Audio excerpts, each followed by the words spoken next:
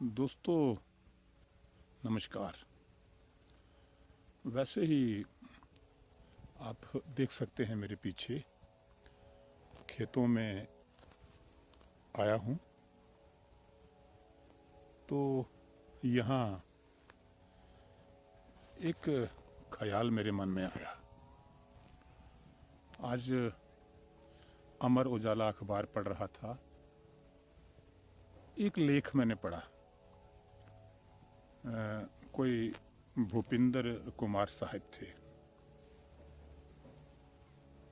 तो वो जिक्र कर रहे थे गोस्वामी तुलसीदास, जिन्होंने रामचरितमानस लिखा है, कि उनकी जो जन्म स्थली है वो 3 जगह बताई जाती है। तीनों जगह का उन्होंने जिक्र किया। आज का अखबार है 10 दिसंबर 2025 का। आप देख सकते हैं 10 दिसंबर 2025 भूपिंदर कुमार साहब का लेख है, छोटा सा। वो बता रहे थे कि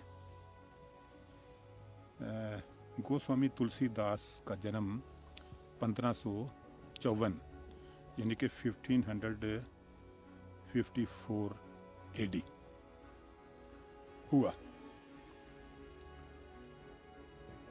उसमें बता रहे थे कि मुगल बादशाह अकबर वो तुलसीदास जी का बड़ा सम्मान करते थे। अब मुझे हैरानी हुई, क्योंकि अब जो दौर चल रहा है, यहाँ आजकल मुगलों के बारे में अगर कोई बात करे तो ज़्यादा आलोचना सुनने को मिलती है। मुगल ऐसे थे, वैसे थे, क्रूर थे, बुरे थे आजकल। और एक पक्ष ये भी है कि मुगल यहाँ आए लेकिन लूट कर कहीं ले तो नहीं गए। ताजमहल बनाए, लाल किला बनाया, सब कुछ बनाया और यहीं छोड़ दिया। आज हम इन ऐतिहासिक इमारतों की कमाई खा रहे हैं, पैसा कमा रहे हैं। इस पक्ष को आजकल उजागर नहीं किया जा रहा। जो डार्क साइड है, होती है, सबकी होती है। कई शासक ऐसे हुए, ब्राइट साइड भी है और डार्क साइड भी है।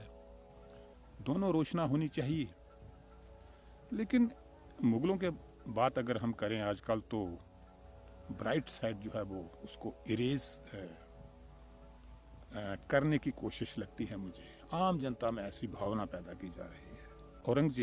औरंगजेब के बारे में कहा जाता है बहुत क्रूर था, कट्टर मुसलमान था। हम भी मानते हैं कट्टर मुसलमान था, मंदिर तोड़ता था।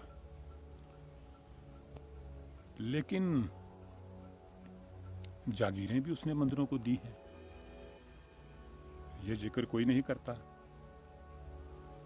अब यहाँ पंजाब में चले जाइए, पंडोरी धाम है, वहाँ पे जो जागीर है, पता नहीं कितने 700 या कितने एकड़ जो ज़मीन है वो मुगलों ने दी है।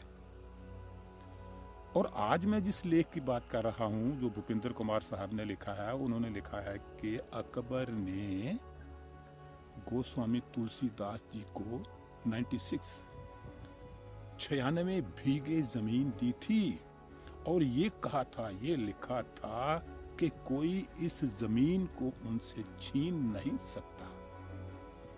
अब बताइए, रामायण के रचयिता, रामचरितमानस के रचयिता गोस्वामी तुलसीदास और अकबर 96 बीघे जमीन दी। कदर थी,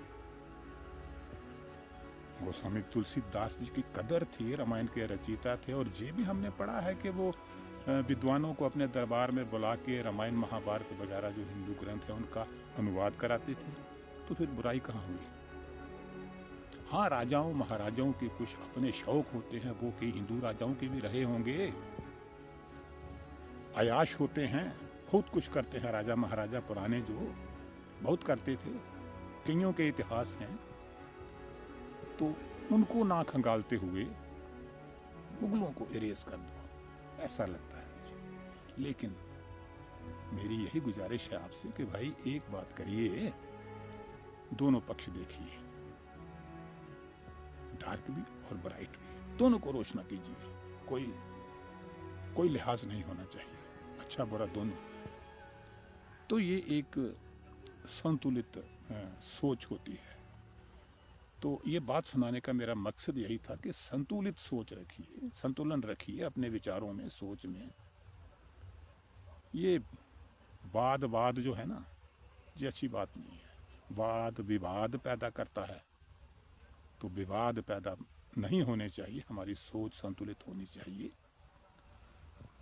तो ऐसे ही यहाँ खेतों में आया था, देख सकते हैं खेत, बैठा हूँ, विचार आ गया, चलिए आपसे साझा कर लेते हैं। तो दोस्तों, बात कैसी लगी बताइएगा। नमस्कार।